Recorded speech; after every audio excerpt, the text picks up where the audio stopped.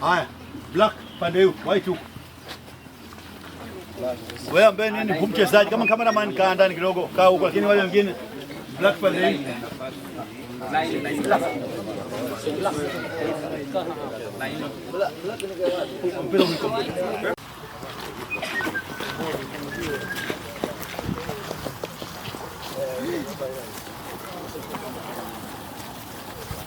Mimi nanipiga sana.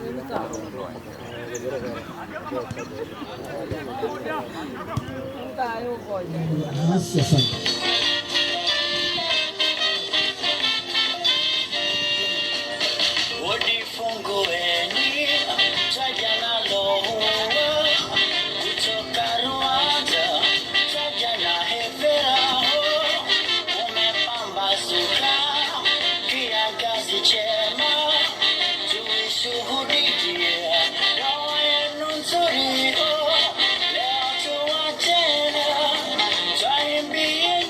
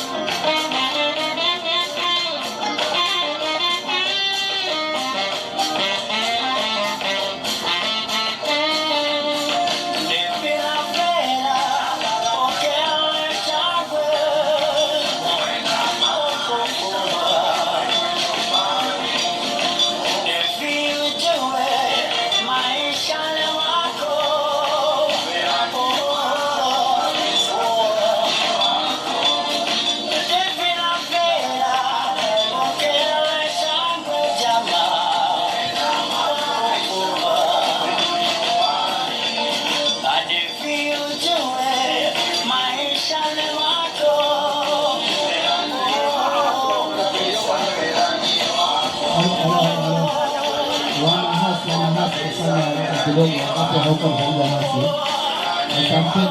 Asanteni sana wana Hasi. Tuna Hasi na washukuru sana kwa umoja wenu. Asanteni. Afadhali tuokoe wakati kidogo. Bwana asifiwe. Bwana asifiwe sana. Waombolezaji wenzangu, poleni kwa sababu mmesikia nyimbo ambayo haiambatani na hii hali.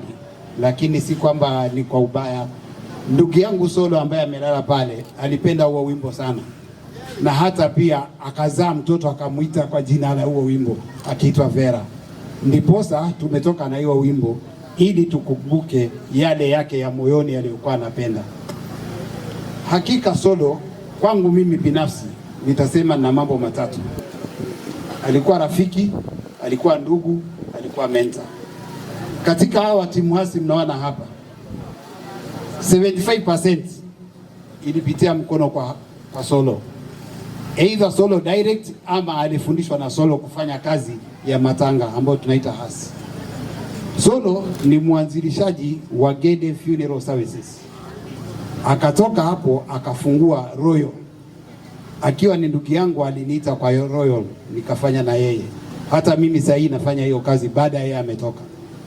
Jina kamili linaitwa Kennedy Katana, lakini kunitafuta rais, ukitafuta Ken Hasi utanipata ni mimi. Solo ni ndugu yangu, mtoto wa mjomba. Tumependana, tumefanya pamoja, tumeshughulika pamoja.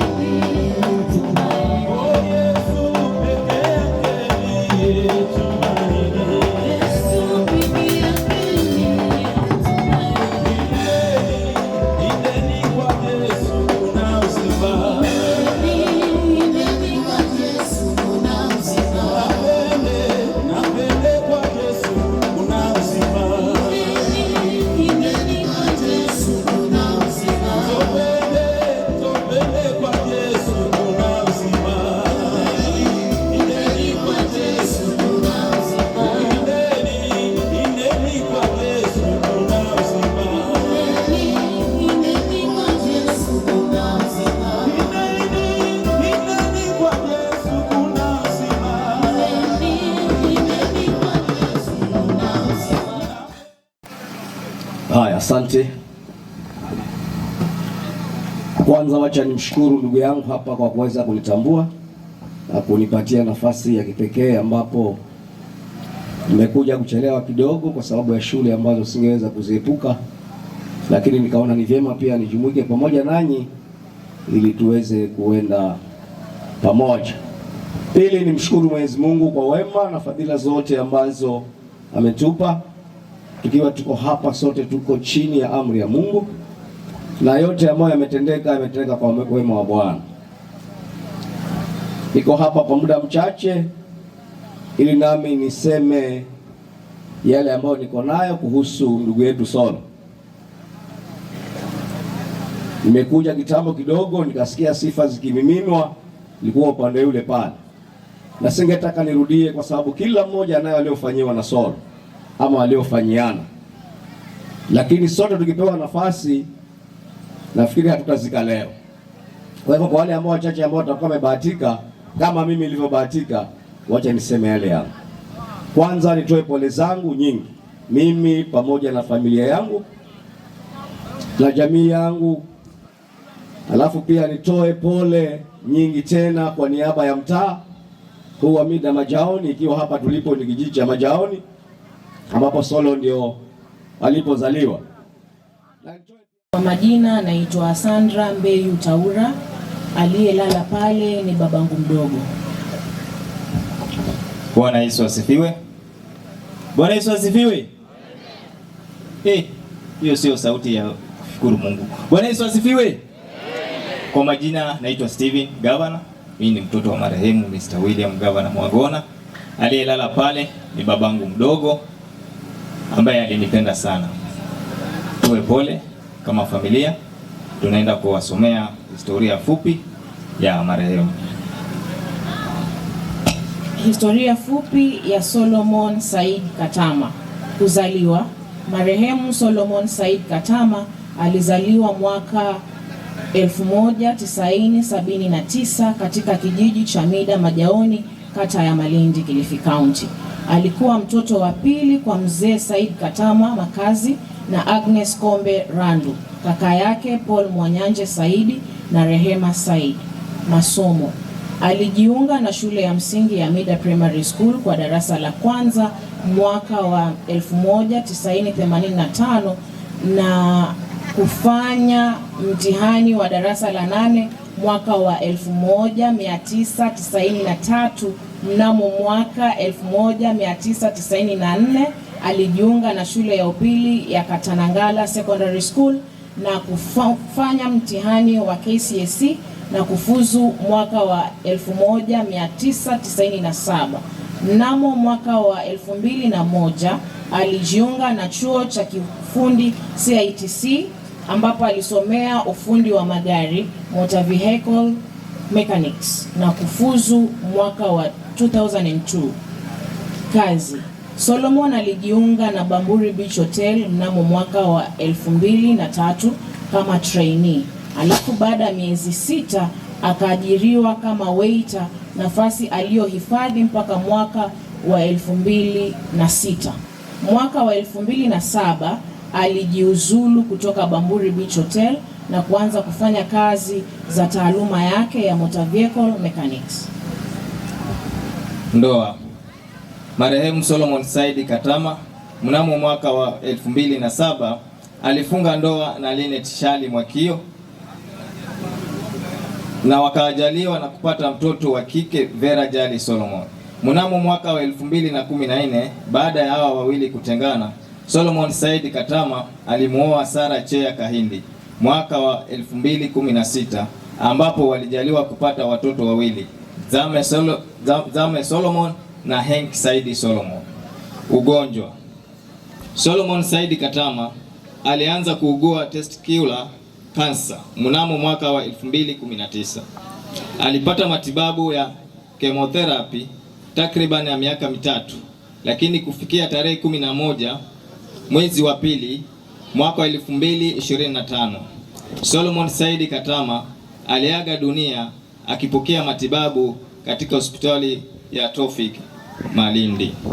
Mungu ailaze roho yake mahali pema peponi. Jina la Bwana libarikiwe. And have a wonderful new life up in heaven, where you belong. You will be able to have so much fun, I'm sure of it.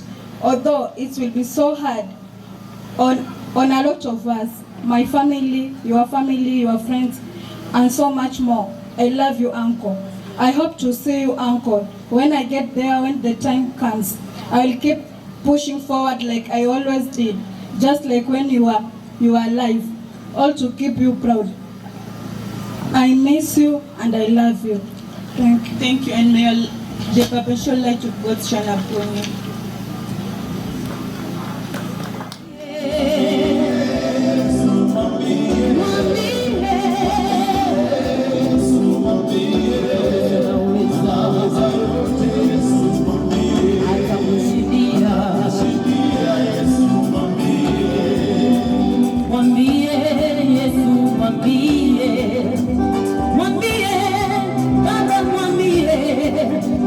Anaweza yote.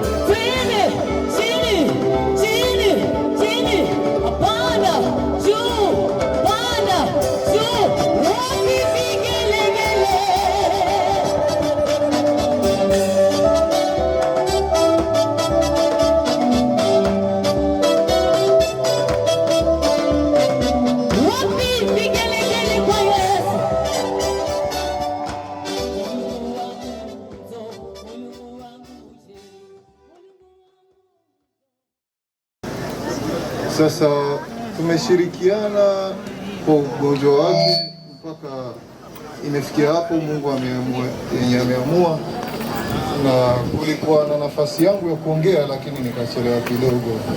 Lakini pia mimi nami katika pilika zangu nilijikusanya, nikaona nilete pole yangu, lakini pole yangu mimi inaenda upande wa shule wa watoto, upande wa Zame na Heini. Kwa hivyo niko na shilingi 10,000 ambazo nitamkabidhi Lydia Solomon. Asanteni.